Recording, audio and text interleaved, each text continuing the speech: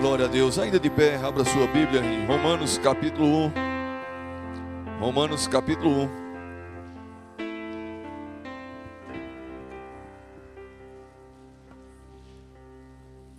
Romanos capítulo 1, nós vamos ler do versículo 25 ao versículo 32. Do versículo 25 até o final do capítulo 1 da Epístola de Paulo aos Romanos. A versão que eu tenho diz assim: pois estes mudaram a verdade de Deus em mentira e honraram e serviram mais a criatura do que o Criador, que é bendito eternamente. Amém. Por isso Deus os abandonou às paixões infames, porque até as mulheres mudaram o uso natural, no contrário à natureza. E semelhantemente, também os homens deixaram o uso natural da mulher, se inflamaram em sua sensualidade uns para com os outros, homens com homens, cometendo torpeza e recebendo em si mesmos a recompensa que convinha ao seu erro.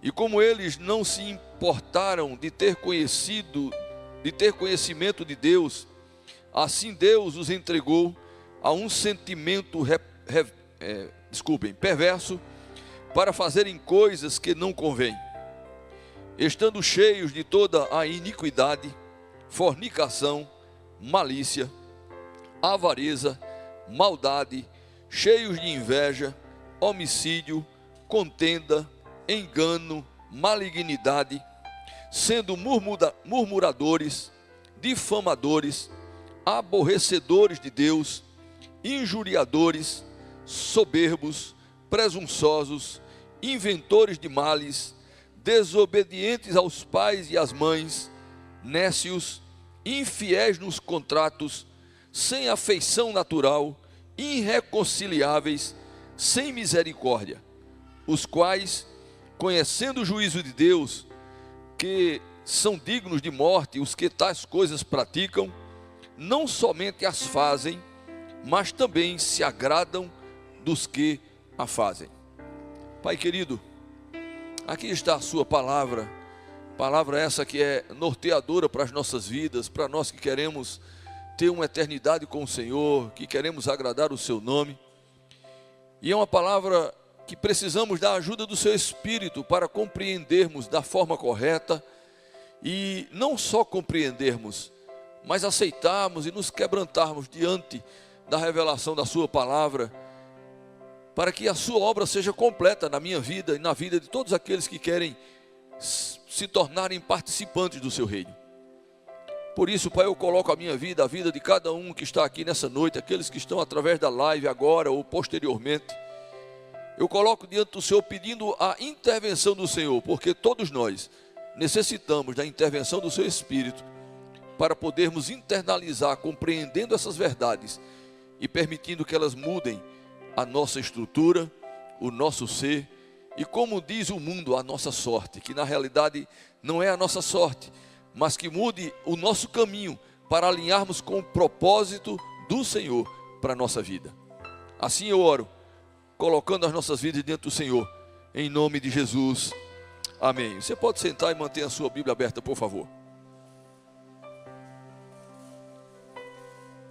Se não for atrapalhar a transmissão da live, eu gostaria que a última fila de lâmpadas, se não atrapalhar a transmissão, ela permanecesse sempre acesa de hoje em diante nas mensagens, para que aqueles que desejam anotar alguma coisa, eles tenham facilidade de anotar. Estamos aqui diante do texto e hoje nós encerramos a nossa jornada na Epístola de Paulo aos Romanos, no capítulo 1. Desde o começo do mês que a gente vem tomando como base versículos do capítulo 1 da Epístola de Paulo aos Romanos, e hoje chegamos ao fim, também terminando o mês, e vamos pedir a graça e a orientação do Senhor para as próximas mensagens a partir da próxima semana.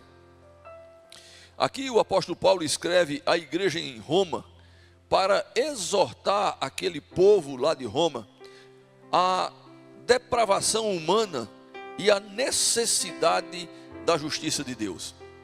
Ele agora está escrevendo à igreja que estava nascendo ali em Roma, e eu preciso lembrar que essa igreja, ela vinha de uma conotação de um povo gentílico que não tinha o menor conhecimento do Velho Testamento, da vontade de Deus para a raça humana. Então, quando não se tem a verdadeira compreensão da vontade de Deus, a tendência natural minha, sua e de todo ser humano é nos voltarmos para o pecado e para a ênfase daquilo que são os desejos naturais de um ser pecaminoso, de um ser criado, gerado já na estrutura do pecado. O salmista diz isso: em pecado eu fui gerado, gerou, a minha mãe me gerou. Então, e a Bíblia diz, porque todos pecaram. Então, nós somos pecadores por natureza, por índole. E se nós estamos afastados de Deus e não temos o conhecimento das suas prescrições, então o praticar aquilo que Deus considera pecado é algo muito comum e muito natural. E aquele povo romano, aqueles cristãos convertidos, não é? Aqueles romanos que haviam se convertido ao cristianismo, eles precisavam serem orientados daquilo que realmente compõe as prescrições de Deus para o seu reino. Então Paulo vai exortar a depravação humana existente naquela época, que não é diferente da nossa época, e a necessidade da justiça de Deus sobre o pecado. Já observamos vários princípios, e eu quero lembrar alguns desses que nós temos falado aqui nesses últimos domingos. Eu até aconselho alguém que de repente está na live, ou alguém que não pegou a sequência desses domingos anteriores, você depois dá uma olhadinha, não é? Veja a data de cada domingo e está lá no YouTube, não é? A pregação, os cultos estão lá gravados, para você compreender a sequência e entender esse final desse capítulo e o último sermão dessa série do capítulo 1 de Romanos. Então, aprendemos que o pecado entrou na vida do homem e por isso causou o afastamento de Deus, ou seja, todo homem se tornou longe de Deus por conta do pecado. Essa degradação moral causada pelo pecado, a morte física que o pecado trouxe e também a morte espiritual, ou seja, uma eternidade longe de Deus. Já vimos isso. Falamos também da revelação da Bíblia, a Bíblia que é a palavra de Deus. Ela não é uma sugestão de práticas, e sim uma prescrição. É a lei de Deus, não é? A lei que está relacionada com os valores desse reino de Deus, desse reino eterno. Então nós compreendemos também, através desses dias de sermões, compreendemos também a verdadeira adequação. Não é? Como eu preciso me adequar a essas prescrições divinas, a esse reino de Deus.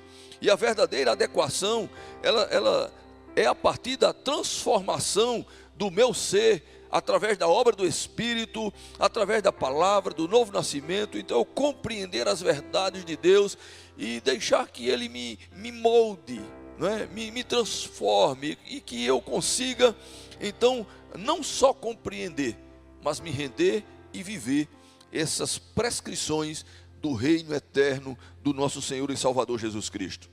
Compreendemos também que a verdadeira adequação, que é se deixar transformar através da obra do Espírito, através do novo nascimento, a obediência a essas prescrições, a lei, elas estão muito claras, não é? Romanos 12:2 diz assim: não vos conformeis com este mundo, com este século, com esse padrão estabelecido, mas transformai-vos pela renovação da vossa mente, para que assim possais experimentar a boa, agradável e perfeita vontade de Deus.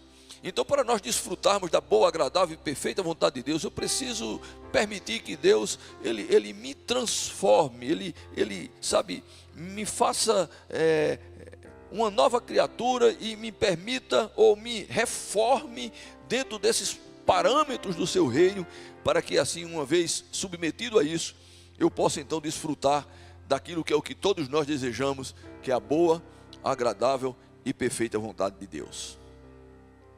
Lá em Lucas capítulo 9, versículo 23, O Senhor Jesus Cristo, quando estava falando daqueles que desejam segui-lo, não é? Ele estava ensinando aquele povo desde aquela época. Ele diz: olha, você quer me seguir? Aí ele disse: se alguém quer vir após mim, negue-se a si mesmo e tome cada dia a sua cruz e siga-me. Está lá em Lucas 9, 23. Então esse capítulo 1 de Romanos apresenta a realidade do pecado humano e a consequência da rejeição a Deus. O capítulo 1 de Romanos, ele é muito claro quando ele diz que por conta do homem ter se afastado de Deus pela causa do pecado, ele rejeita aquilo que vem da parte de Deus, as prescrições, a sua lei, a sua vontade, e isso faz com que a gente termine rejeitando o Senhor, porque quando nós não nos submetemos à sua vontade, não nos submetemos às suas prescrições, automaticamente caímos na lacuna daqueles que, rejeitam o Senhor. Caímos no grupo dos que rejeitam a ação de Deus e o próprio Deus. Chegamos a um ponto que tem sido distorcido desse texto em muitas situações.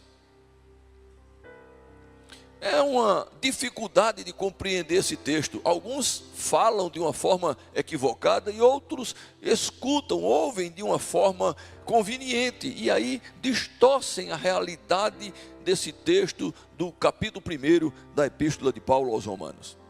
E é necessário que fique bem claro o que eu estou fazendo aqui nessa noite através desse sermão. É necessário que fique muito claro para cada ouvinte e principalmente porque isso vai estar gravado na live. Os valores, e o que eu quero deixar claro é que os valores do reino de Deus não se trata do direito de escolha humana. Eu não estou aqui falando o que é o direito de liberdade de cada ser humano. Eu não estou aqui me opondo às escolhas de ninguém. Eu estou falando das prescrições do reino de Deus. E como Ele é o Senhor desse reino, Ele passou para mim, para você e para todos os seres humanos normativas que eu preciso observar, se é que eu desejo realmente participar desse seu reino. Então não se trata aqui dos valores da humanidade, não se trata das escolhas da humanidade, não se trata das práticas da humanidade. Não cabe a mim julgar, não cabe a mim, não cabe a nós. Isso é uma ação de Deus. O que nós estamos fazendo aqui através desse sermão é tentando passar para vocês numa direção do Senhor da minha vida, passar para vocês o ensino daquilo que é a vontade de Deus, aquilo que compõe as normativas do seu reino, aquilo que está como valor espiritual do caráter de Deus que eu preciso observar para poder seguir e admitir na minha vida. Um seguidor de Cristo precisa respeitar, escute bem, qualquer pessoa que é verdadeiramente um filho de Deus, um servo de Cristo, tem Jesus como Senhor da vida, é um seguidor de Cristo, precisa respeitar o livre-arbítrio das pessoas, a volição que foi dada pelo próprio Deus a todos os homens. Se tem uma pessoa que pode obrigar toda a humanidade a fazer exatamente o que Ele quer, é Deus. Mas Ele deu o direito de nós escolhermos a quem nós queremos servir. Lembrei-me agora de Josué, quando diante da comunidade, ele explicando isso, ele diz: olha, eu vou parafrasear, eu não sei vocês, mas eu sei a quem eu quero servir. Eu e a minha casa, nós serviremos ao Senhor. E ele vai colocar isso depois da exposição da lei, depois da exposição da vontade de Deus, das prescrições de Deus. Então, se Deus deu o livre-arbítrio, quem somos nós, irmãos, para querermos tirar a liberdade das pessoas fazerem o que elas quiserem? Não significa concordar, mas nós não temos o direito de julgar, nós não temos o direito de querer reprimir. A Bíblia diz que cada um prestará conta de si mesmo, é o livre-arbítrio. Vai ser eu com Deus e Deus comigo, você com Deus e Deus com você, no acerto de contas. Então esse livre-arbítrio é algo que eu preciso compreender. E como seguidor de Cristo eu preciso respeitar, mesmo que essa escolha ela seja a mais danosa possível. Mas se é a escolha da pessoa, podemos até orientar, podemos até alertar, mas nunca tentar, como é que eu poderia dizer? Impor, coagir a nossa fé e a nossa escolha. Estou falando, pregando as normativas a serem seguidas e observadas para os que desejam fazer parte do reino de Deus. Fazer parte do reino de Deus é ser habilitado em Cristo. E eu fiquei pensando como explicar o que eu quero dizer, porque nem sempre a gente consegue com as palavras dizer aquilo que está no nosso coração, aquilo que Deus ministrou com tanta facilidade. E aí eu quero trazer uma ilustração muito simples, que faz parte do nosso dia a dia, mas que você vai entender o que é que eu quero dizer com essa expressão, não é? Fazer parte do reino de Deus é ser habilitado em Cristo. Vamos pensar na ideia de trânsito, de dirigir. Há uma grande diferença entre alguém que vem dirigindo todo certinho, sem passar no sinal vermelho, sem infringir nenhuma lei, mas quando ele é parado numa blitz e o guarda pede a habilitação, ele não tem habilitação. Ele pode estar fazendo tudo certinho, mas se ele não tem habilitação, ele está impossibilitado de continuar dirigindo aquele carro. Vai ficar apreendido aquele carro, vai ser multado o dono daquele veículo, e aquele veículo só deve sair dali se uma pessoa habilitada for lá e retirar aquele veículo. É o contrário de alguém habilitado, que ele pode ter até avançado um sinal, ele pode até ter, estacionado em um lugar proibido, e se logo na sequência ele for parado por uma blitz, ele vai ser multado porque avançou o sinal. Ele vai ser multado porque parou em um lugar proibido. Mas ele é habilitado e ele vai poder continuar dirigindo o carro. Esse é o valor. Esse é o princípio que eu estou tentando dizer para você nessa noite. Uma pessoa, para fazer parte do reino de Deus, ela precisa ser habilitada por Cristo. Não é uma questão de fazer o que é certo ou errado. Claro, eu não estou dizendo que o crente pode fazer o que é errado. Não. Vou falar disso mais na frente. Mas a base, o fundamento, eu preciso primeiro estar em Cristo para poder fazer parte do seu reino. Mas uma vez que eu estou em Cristo, isso tem implicações para aqueles que fazem parte do reino, que têm habilitação. A habilitação não me dá direito de parar num lugar proibido, nem avançar sinais. Eu posso continuar conduzindo o carro, mas isso não me dá o direito de ser um infrator. Essa é a ideia, essa é a ilustração. O apóstolo reforça exatamente a necessidade da graça de Deus nesse texto, a seriedade do pecado e o chamado do Senhor ao arrependimento. A Bíblia diz isso: com o coração quebrantado e contrito, tu, Senhor, não o desprezarás. O que a Bíblia me ensina é que alguém que está arrependido dessa condição de pecado e busca o Senhor, a obra do Senhor na cruz do Calvário foi exatamente essa: desfazer a obra do diabo, desfazer o pecado no mundo. Ele veio para, pagar o preço da minha condenação, da sua condenação. Então, se nós nos arrependemos e nos colocamos diante do Senhor, Ele perdoa os nossos pecados e nos habilita a fazermos parte do seu reino. É exatamente isso que o apóstolo está tentando nos ensinar nesse primeiro capítulo da Epístola aos Romanos. A vida de um verdadeiro seguidor de Cristo deve estar pautada na fé, mas também na santidade e na proclamação do Evangelho, sabendo que Deus julgará a todos os homens. Paulo é reconhecedor da cultura, dos valores e dos costumes dos romanos. Inspirado por Deus, escreve para nortear os cristãos a uma vida coerente com os valores desse reino eterno, desse reino do Senhor. A partir do versículo 18, Paulo começa a demonstrar a culpa universal da humanidade diante de Deus. Ele descreve o afastamento dos homens o afastamento dos homens para com Deus e a degradação moral como consequência dessa rejeição à verdade divina. Está aí no versículo 18 do capítulo 1 que nós lemos a sequência desses versículos. E a partir dessa fala, lembrando o que a gente já vem pensando, eu quero usar esses últimos versículos do capítulo 1 para estarmos observando alguns princípios que o Senhor nos revela através desse escrito do apóstolo Paulo. Paulo, ele denuncia o pecado. Versículo 25: pois estes mudaram a verdade de Deus em mentira e honraram e serviram mais a criatura do que o Criador. Falamos muito com mais detalhe do que hoje eu irei falar semana passada. Mas eu preciso lembrar sobre o que já falamos para dar continuidade a esse ponto do texto. Os seres humanos trocaram a verdade de Deus pela idolatria, é o que o texto nos ensina. Depois você leia todo esse capítulo primeiro.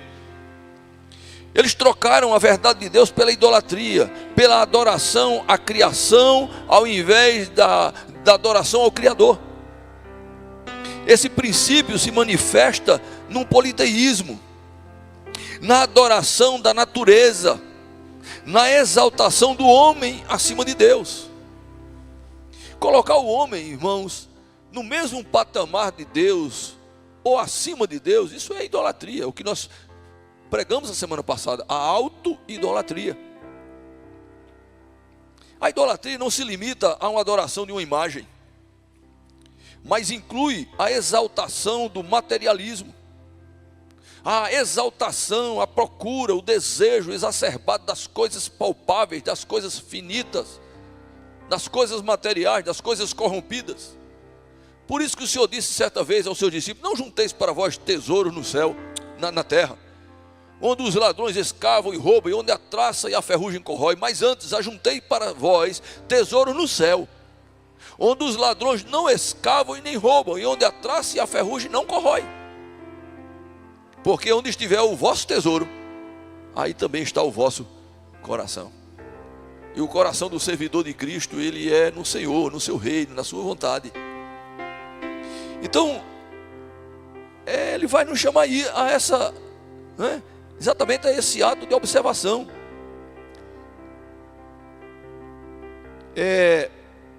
Não se limita a adoração só às imagens, mas inclui a exaltação do materialismo, do prazer e do egoísmo. Torna-se uma idolatria se eu valorizo mais o meu bem-estar do que a vontade de Deus. Torna-se uma idolatria se eu valorizo os prazeres físicos mais do que a obediência e a submissão à vontade de Deus. É o que nós falamos a semana passada, a auto-idolatria. Muitas ideologias e movimentos culturais refletem essa inversão da verdade, colocando o homem no centro, colocando o homem no lugar de Deus. Principalmente nessa era moderna. Você vai para as faculdades, principalmente na área de humanas, filosofia, psicologia, pedagogia, é o homem, irmãos.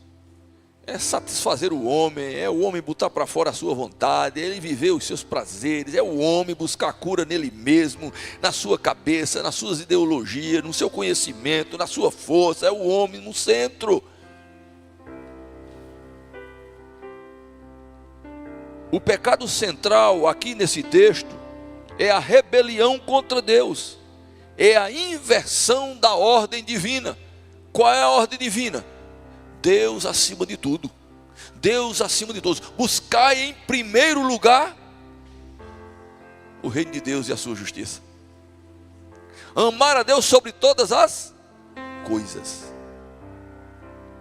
Quando nós invertemos a posição dessa ordem divina, nós caímos no erro da rebelião.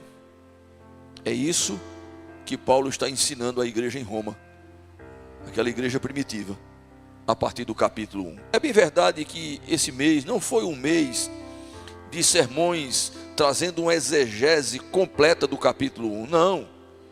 mas foi pelo menos colocando você a par do que o apóstolo nos ensinou no capítulo 1 de Romanos, para nós nortearmos a nossa vida pautada naquilo que agrada o Senhor, naquilo que engrandece o Senhor e naquilo que nos vai trazer paz, alegria e comunhão com o Senhor, e uma certeza de que nós estamos rumo à terra prometida, agradando e fazendo a vontade de Deus. Então, a Bíblia, o grande desejo de Deus, irmãos, é que nós tenhamos comunhão com Ele. O grande desejo de Deus é que tenhamos uma vida de santidade para termos uma comunhão sem interrupções, sem barreiras, sem dificuldades. Perceba que assim que o primeiro homem cai e desobedece, Deus não precisa de mim nem de você, nem precisava de Adão e muito menos de Eva naquela época. Deus podia ter desprezado aquela criação, mas foi Deus que foi em busca de Adão imediatamente. Adão, onde é que você está? Adão, o que foi que você fez? Cresce, onde é que você está? O que foi que você fez, meu filho? Eu quero ter comunhão com você. Deus quer ter comunhão com você, uma comunhão plena, sem interrupções. Deus, Ele quer ter um relacionamento com você, sabe, de pai e filho, mas não é qualquer pai e filho.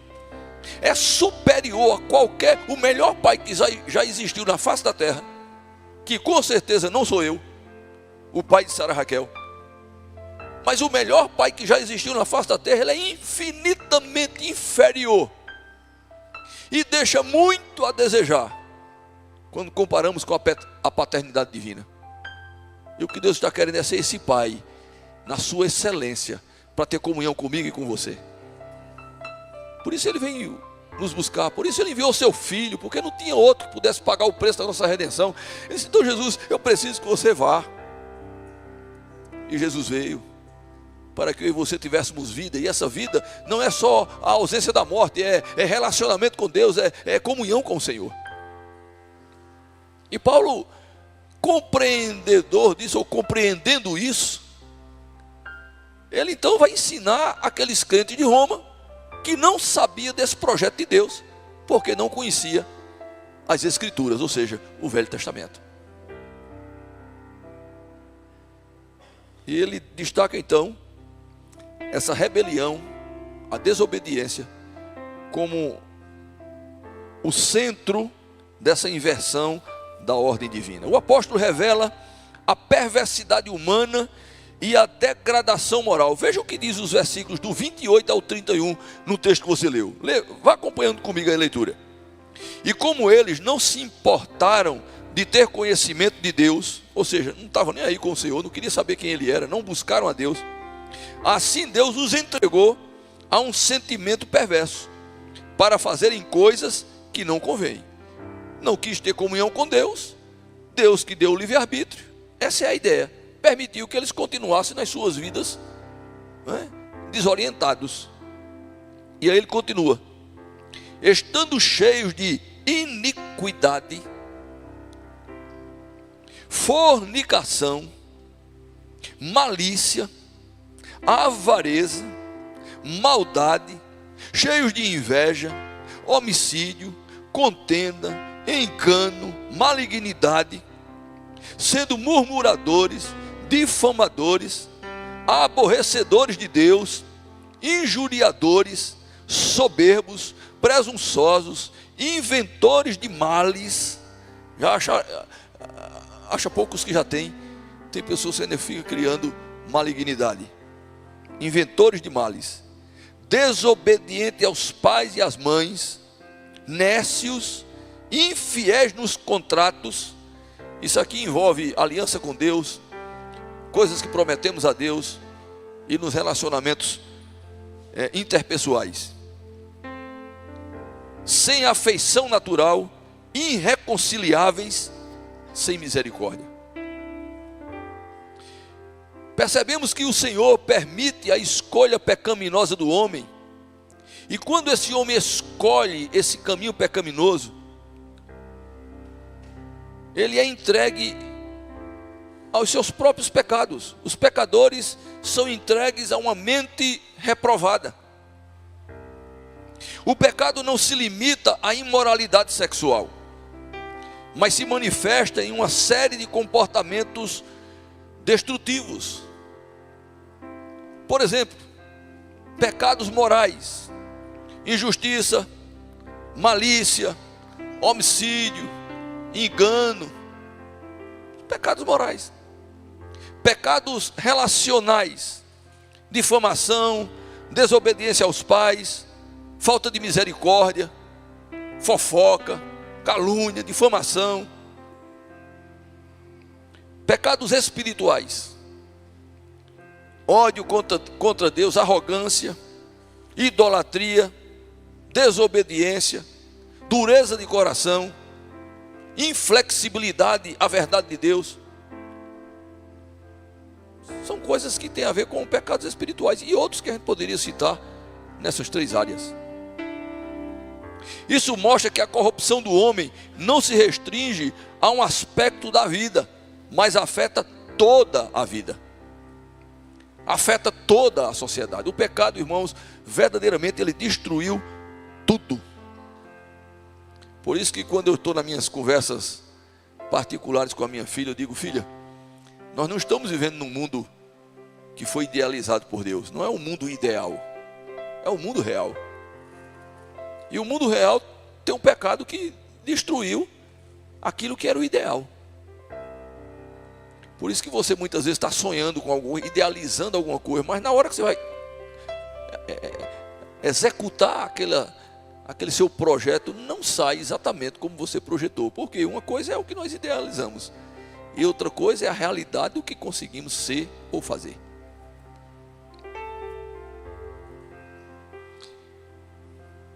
O aumento da iniquidade, versículo 32, diz assim: os quais, conhecendo o juízo de Deus, que são dignos de morte os que tais coisas praticam, não somente as fazem, mas também se agradam dos que a fazem. A iniquidade não está só em quem pratica, mas em quem apoia.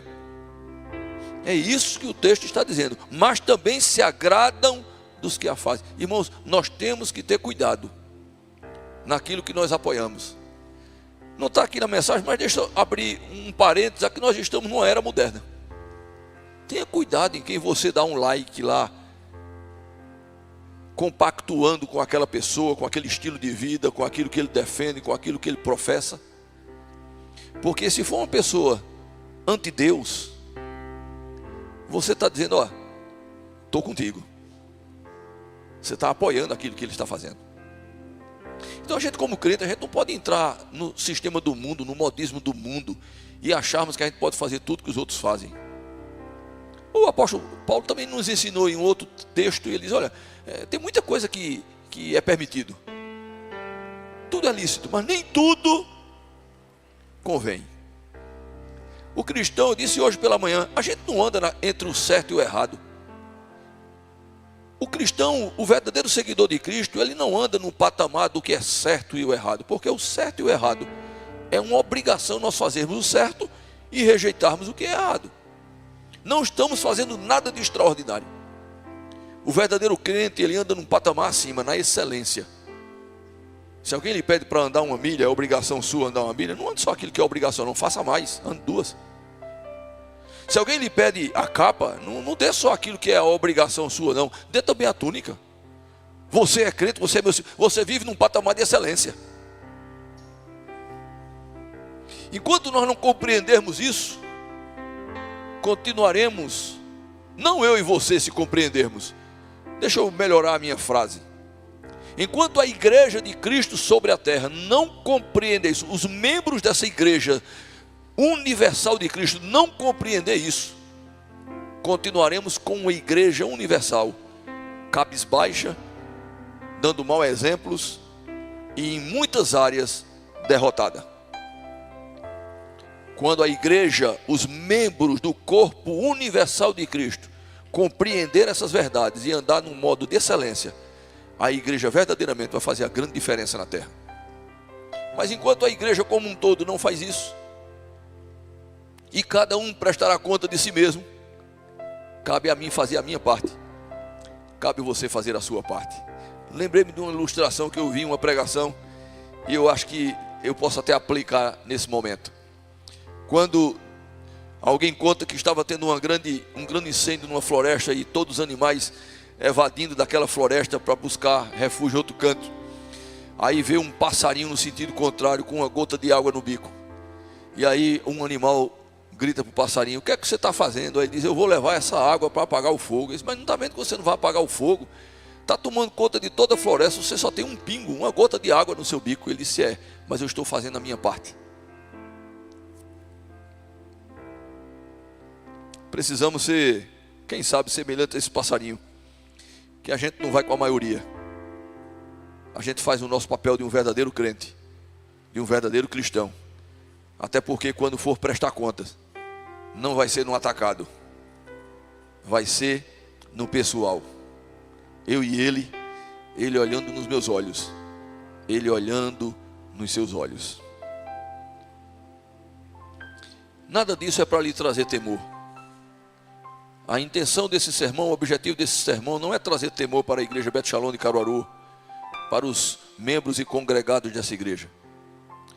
É exortarmos você, com a responsabilidade que eu tenho como pastor dessa igreja, para que eu e você, nós venhamos melhorar o nosso estilo de vida com Cristo.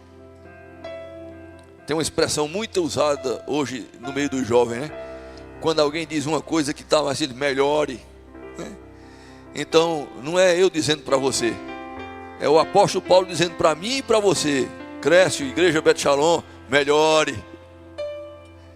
Amém, igreja? Eu quero melhorar. Então está aqui exposto não apenas os pecados.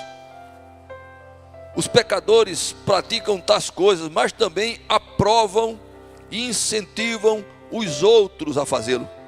Isso é um problema. Esse é o auge da rebelião. O auge da rebelião é a celebração do pecado e a oposição ativa à verdade de Deus. Quando alguém apoia, ele está celebrando aquela atitude, ele está concordando com aquela escolha, está celebrando o pecado e automaticamente está contra a verdade de Deus. Jesus deixou isso muito claro quando estava andando com os seus discípulos. Ele disse: olha, quem não é comigo é contra mim. Quem comigo não junta, espalha. Não existe espectadores ou telespectadores ou arquibancada na jornada da vida. Só existem aqueles que escolhem caminhar no reino de Deus, submissos à sua vontade, ou aqueles que escolhem continuar no outro reino, submisso à escravidão daquele reino.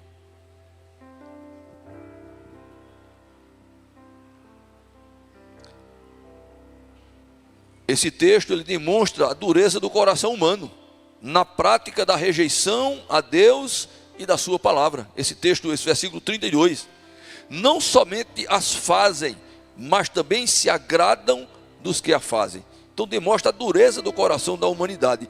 Paulo está dizendo: olha, vocês são duros de coração e vocês não podem ser semelhantes a essa geração. Segunda verdade que eu encontro no texto, além da revelação de Paulo, não é, na denúncia do pecado, Paulo revela a sentença do pecado. Versículos do 26 ao 27. Por isso Deus os abandonou às paixões infames, porque até as mulheres mudaram o uso natural, no contrário à natureza.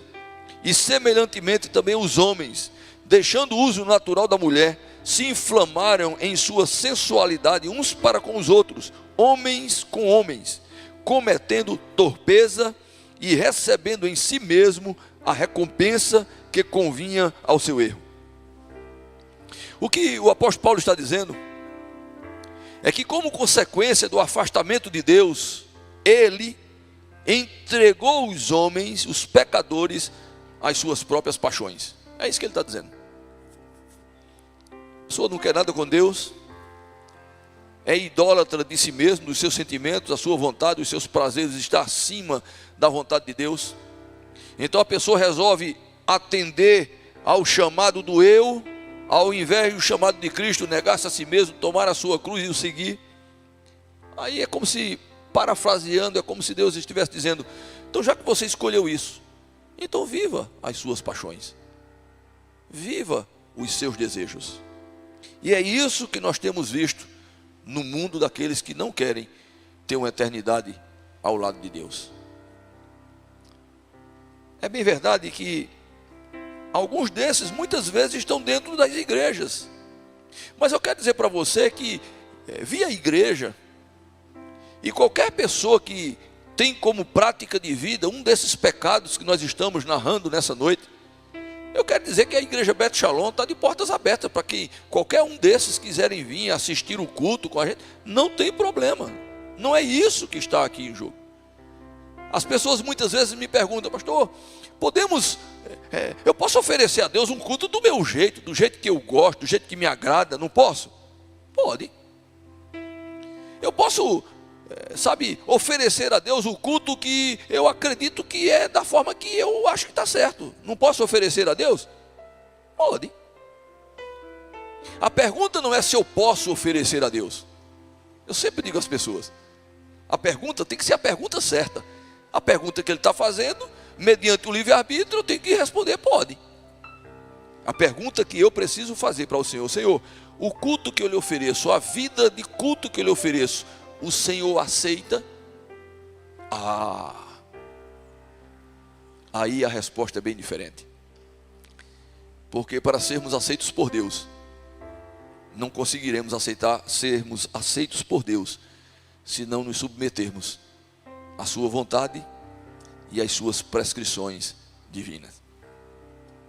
E é isso a dificuldade desse texto de Romanos. Porque muitas pessoas que leem, muitos que pregam, querem transformar essas verdades de Deus, essa exortação do apóstolo Paulo àquela igreja de Roma, a uma conveniência de interpretação, a um sentimento que afaga os corações pecaminosos. E eu poderia ser mais um desses, porque isso junta multidões. Isso não deixa ninguém constrangido, isso não deixa ninguém, pensando: não volto mais para aquela igreja e não clico mais na live desse pastor. Isso pode acontecer. Mas a minha responsabilidade, irmãos, são duas.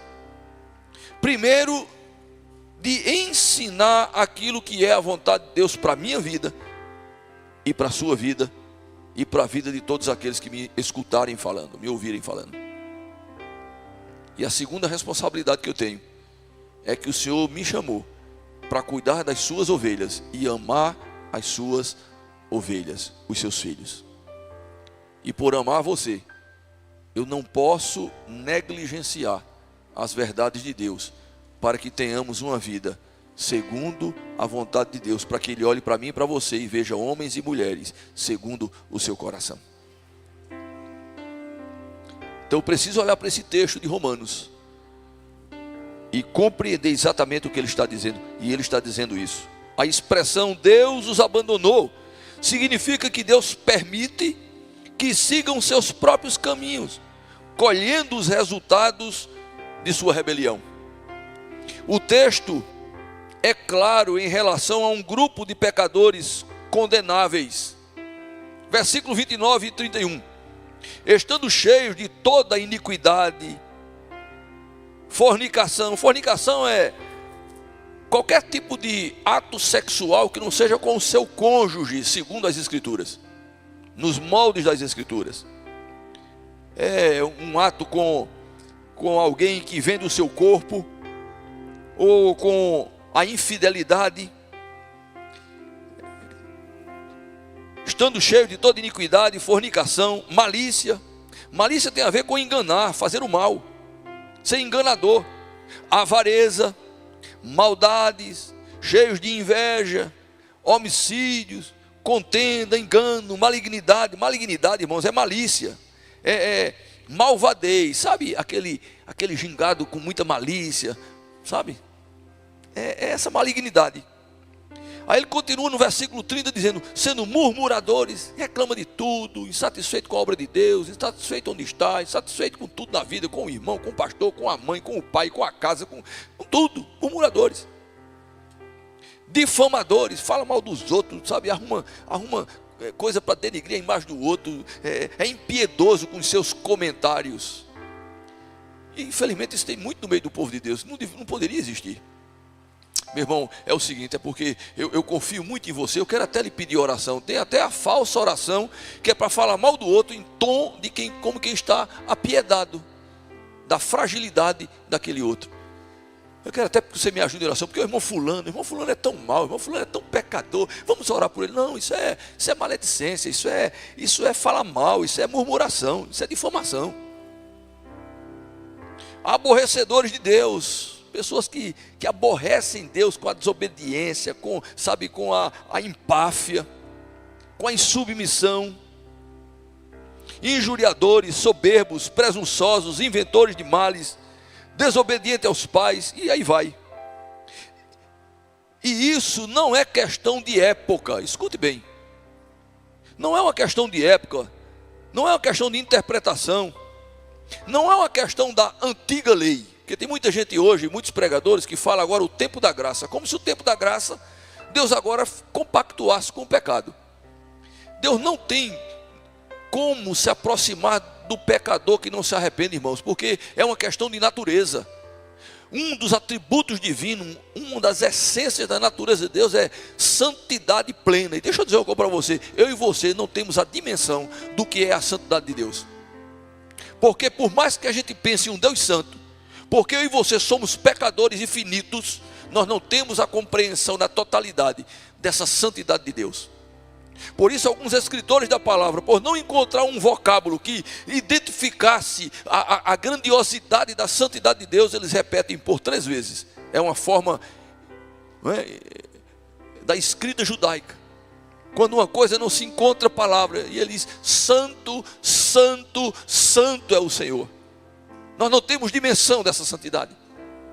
Então essa natureza de Deus não permite ele habitar comigo, o pecador, se eu não tivesse me arrependido e entregue minha vida a Cristo, para que pelos méritos de Cristo eu pudesse me aproximar dele. Você está compreendendo isso?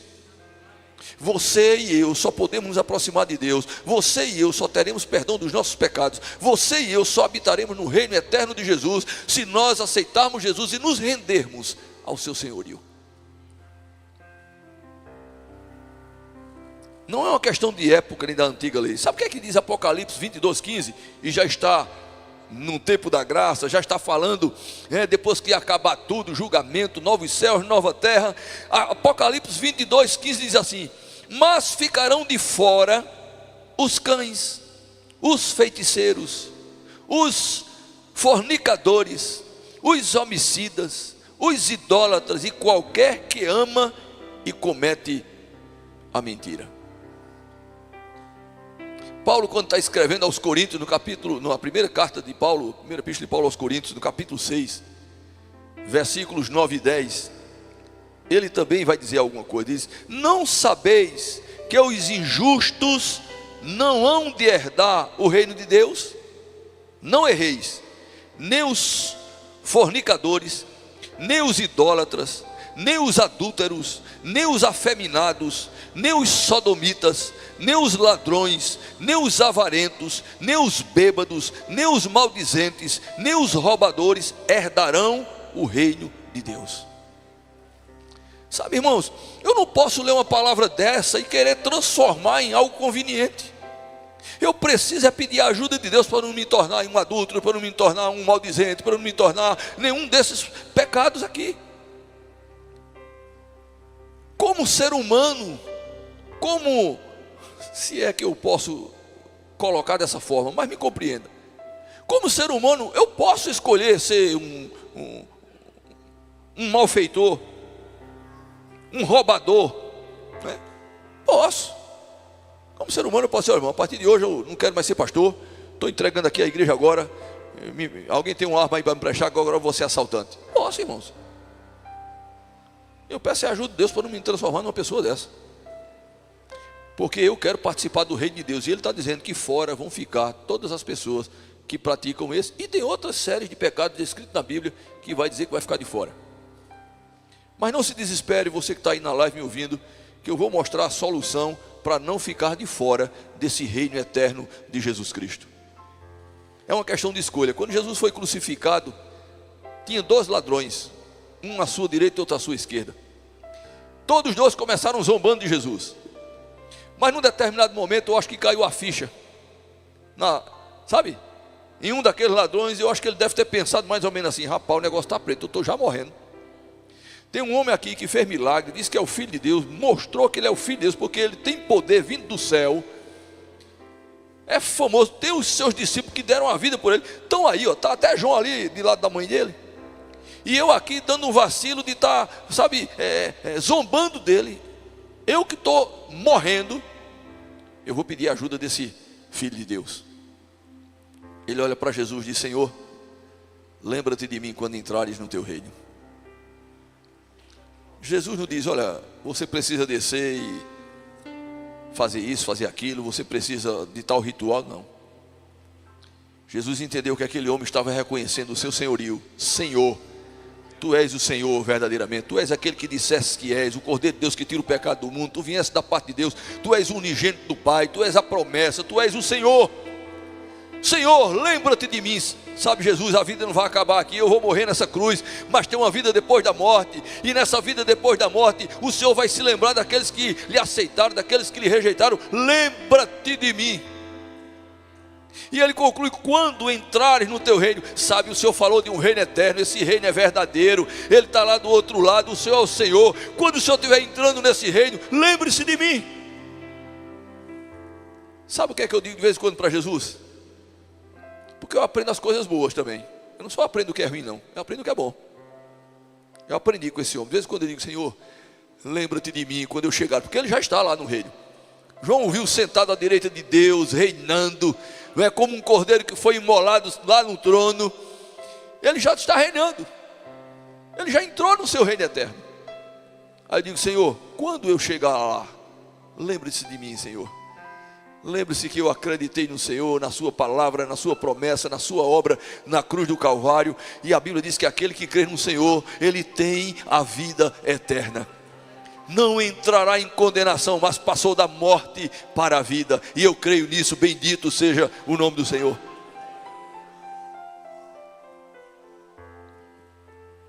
Mas ele diz aqui que quem não se submete a esse senhorio de Cristo, aqueles que escolhem como o outro ladrão continuou na mesma posição. Ele não escolheu fazer parte do reino de Deus.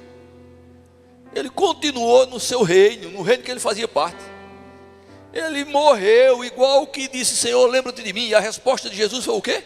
Hoje mesmo estarás comigo no paraíso. Eu não sei se você está aqui ou na live e você nunca fez essa escolha. Eu quero dizer para você que hoje está colocado diante de você a bênção e a maldição. Escolha a bênção, escolha Cristo. Faça como aquele ladrão da cruz. Senhor, eu entrego a minha vida a Ti, lembra-te de mim. Porque para quem faz isso, a resposta do Senhor é: eu perdoo os seus pecados, eu escrevo o seu nome no livro da vida. Está lá em Apocalipse capítulo 20. Depois você lê o capítulo 20 de Apocalipse. Então, o Senhor deixa muito claro que alguns ficarão de fora. E ficará de fora aqueles que não se submetem ao reino de Deus e continuam na prática do pecado, rejeitando a obra de Cristo. A degradação sexual, incluindo relações contrárias à natureza, é apresentada como uma consequência da rejeição da verdade. Esse ponto aqui do texto reforça a visão bíblica da sexualidade como parte da ordem criada por Deus, com as diretrizes claras. Deus fez o homem e fez a mulher para que o sexo faça parte da vida de todos dois. Mas para quem quer morar no reino dos céus, morar com o Senhor, no reino de Deus, precisa se submeter àquilo que a Bíblia nos dá, as coordenadas dessa prática que foi feita por Deus, mas tem as normativas, as regrinhas de como a gente precisa se conduzir nisso. Por fim, Paulo aponta a solução. Nesse capítulo 1, onde ele mostra o pecado e diz que a degradação da humanidade é de tal forma, irmãos, que é o resultado do mundo que nós estamos vendo hoje. É exatamente o resultado de anos após anos, décadas, séculos, milênios após milênios, de uma humanidade, na sua grande maioria, que rejeita a vontade de Deus, rejeita a palavra de Deus, rejeita o senhorio de Cristo, vão procurar viver a sua própria natureza, os seus próprios desejos, criando idolatrias externas e internas, e por conta dessa idolatria, o mundo está na situação caótica que ele se encontra, com uma expectativa de ainda piorar muito mais.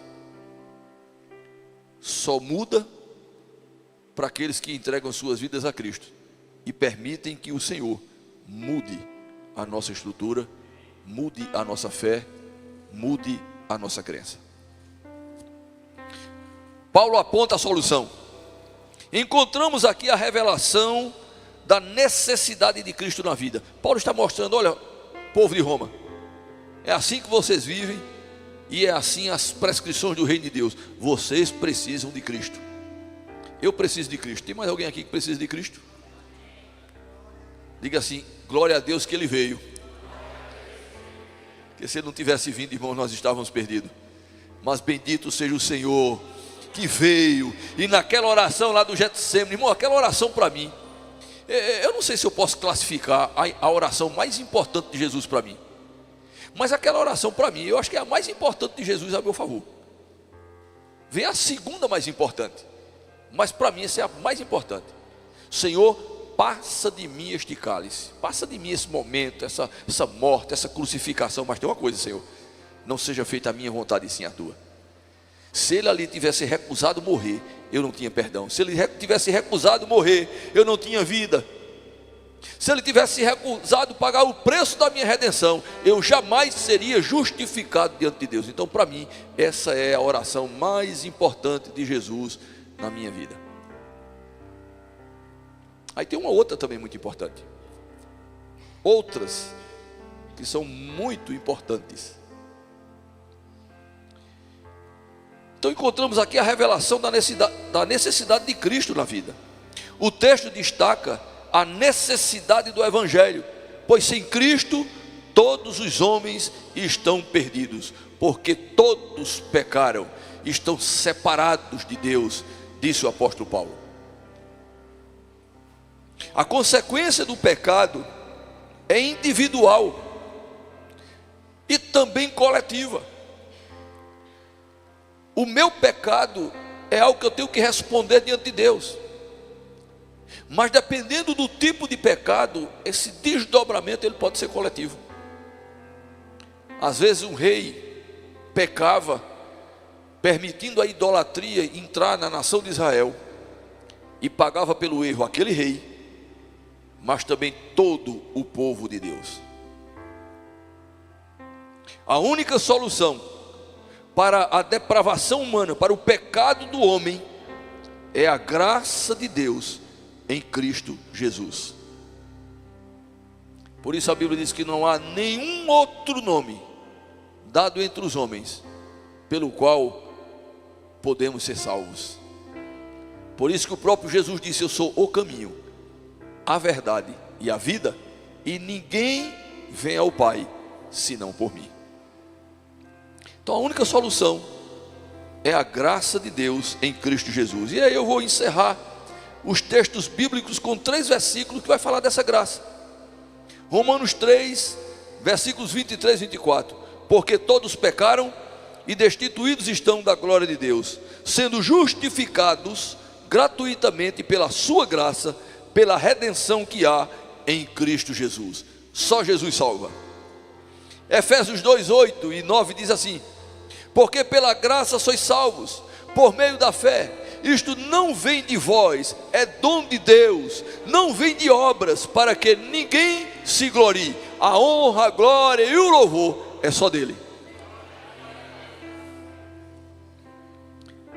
em outro texto que foi escrito para os crentes, porque um verdadeiro crente, ele não anda na prática do pecado, irmãos, mas se acidentalmente, sabe, aquela catástrofe que ninguém quer que aconteça, sabe, aquela coisa que, sabe, você ir andando na cidade e aquele tijolo cair da construção na sua cabeça? Assim deve ser o pecado na vida do homem, um acidente. Mentir para esconder alguma coisa, jamais. É se, como diz aquele personagem engraçado, é se escapulir. Se isso acontecer, foi um acidente. Sendo acidente, que é o que deve ser na prática a vida do verdadeiro crente, tem um texto que eu gosto muito, 1 de João 9. Se confessarmos a Ele os nossos pecados, Ele é fiel e justo para nos perdoar os pecados e nos purificar de toda, eu vou repetir, de toda injustiça. Eu não sei como você entrou aqui nessa noite. Talvez você nunca confessou Jesus como Senhor. Talvez você está aí na live, clicou, não sabe nem porquê, ou é um dos que nos segue. E talvez você nunca tenha realmente feito uma oração de entrega da sua vida, da sua alma, pedindo perdão por ser um pecador, pedindo perdão a Jesus e dizendo: Jesus, seja o Senhor da minha vida, perdoa os meus pecados, eu quero agora andar de acordo com a sua vontade. Talvez você aí na live, talvez você que está aqui, ou talvez até você já fez isso, mas anda numa vida de derrota. O pecado, o reino das trevas tem lhe derrubado, os sentimentos naturais, pecaminosos e humanos tem sobrepujado a vontade de Deus na sua vida. Paulo estava alertando aquele povo lá de Roma, dizendo: olha, não devemos andar assim. Eu digo para você nessa noite, esses sermões, eles não são por acaso, é para que nós tomemos uma posição de escolhermos nessa noite. Se vamos escolher como aquele homem que estava ao lado de Jesus disse: lembra-te de mim, Senhor, eu quero que o Senhor seja o Senhor da minha vida, ou se vamos continuar na mesma situação que continuamos andando, como aquele outro continuou calado e pereceu eternamente. Se confessarmos os nossos pecados, Ele é fiel e justo para nos perdoar os pecados e nos purificar de toda injustiça. Eu encerro com 3 frases. Primeira frase: o cristão deve permanecer firme na verdade bíblica, mesmo quando a cultura celebra o pecado. Não importa o que o mundo defende, não importa o que o mundo aceita, o verdadeiro cristão permanece firme na verdade de Deus, na palavra de Deus. Amém, igreja? Segunda frase: devo proclamar o evangelho com amor e com clareza, chamando as pessoas, não é obrigando, não é impondo, não é criticando, não é discriminando, chamando com amor as pessoas ao arrependimento, se elas desejam fazer parte do reino de Deus. Última frase: eu e você devemos viver de maneira santa. Eu vou repetir: eu e você devemos viver de maneira santa. O Senhor disse: sede santos, disse Deus, sede santos, como eu sou santo. Devo viver de maneira santa, evitando tanto a prática quanto a aprovação do pecado. Isso é o que Deus espera de mim e espera de você. Eu quero orar por sua vida, e eu gostaria que você curvasse a sua cabeça e você se fizesse uma reflexão introspectiva.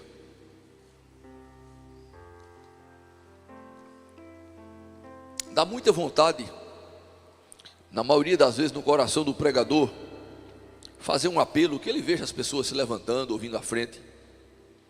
Mas eu não vou fazer isso hoje, porque envolve confissão de pecados, envolve mudança de vida, envolve deixar uma prática que está entristecendo o coração de Deus, e que é algo que é entre você e Deus, como a própria Bíblia ensina. Cada um prestará conta de si mesmo a Deus. E eu vou estar orando por você nessa noite. Se você tem tido alguma prática idólatra, de repente a sua vontade está acima da de Deus, você prefere escolher pecado que obedecer o Senhor, e a sua vontade acima de Deus, é uma auto-idolatria. Talvez seja uma escravidão de um pecado que você mesmo como crente nunca se separou dele, aquele pecado que alguns chamam de pecado de estimação, eu não sei o que é. Mas eu convido você nessa reflexão, você tomar posse de 1 de João 1,9, se confessarmos a Jesus os nossos pecados, Ele é fiel e justo para nos perdoar os pecados e nos purificar de toda injustiça.